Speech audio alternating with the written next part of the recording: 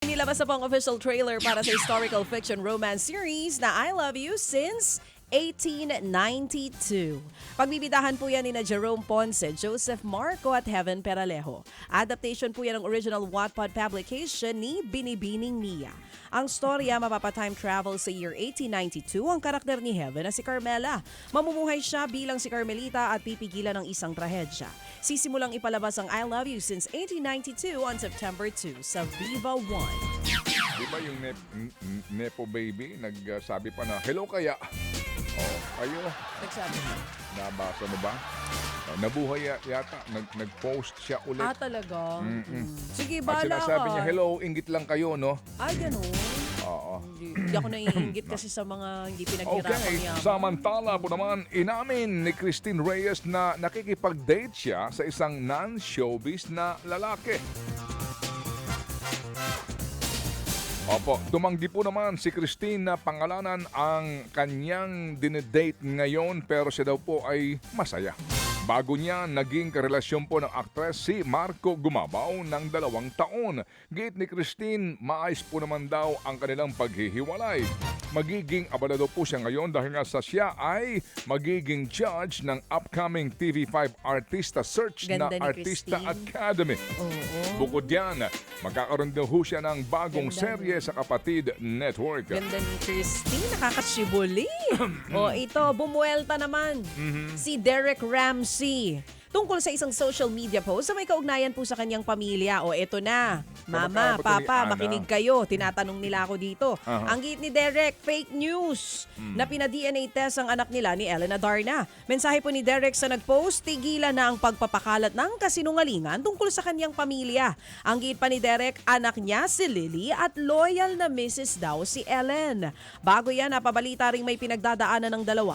Pero itinanggi ni Derek na hiwalay na sila. Ikinasal po ang dalawa noong 2021. Itong 2024 naman, ipinanganak ang panganay nila na si Lily. Magiging entry po naman ng Pilipinas sa prestihiyosong Academy Awards o Oscars ang pelikulang Magellan ni Love Diaz. Ito'y para po sa Best International Feature Category. Tungkol ang pelikula sa ekspedisyon ng Portuguese explorer na si Magellan sa Pilipinas. Ipinalabas na ito sa Cannes Film Festival kung saan po nakatanggap ang pelikula ng 5 minutong standing ovation. Proud naman po ang direktor nitong si Love Diaz na mapili ang kanyang pelikula para sa Oscars. At ayon po sa Film Academy of the Philippines, pinili nila ang Magellan dahil po sa inihatid nitong tema.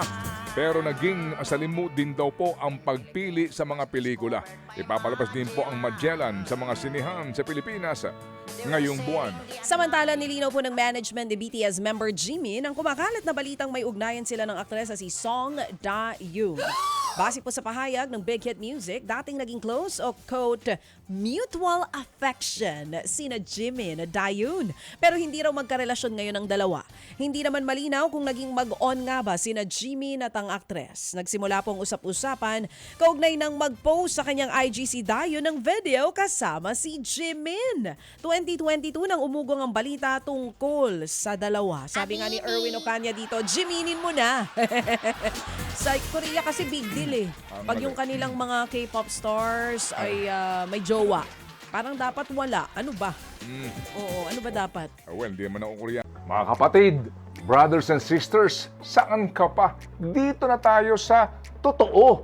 Dito na tayo sa True FM. Mga kapatid, mag-subscribe and follow po kayo sa social media accounts ng True Network PH. Yan po kami. Hanapin nyo lang True Network PH, Facebook, Instagram, YouTube, TikTok, and podcast.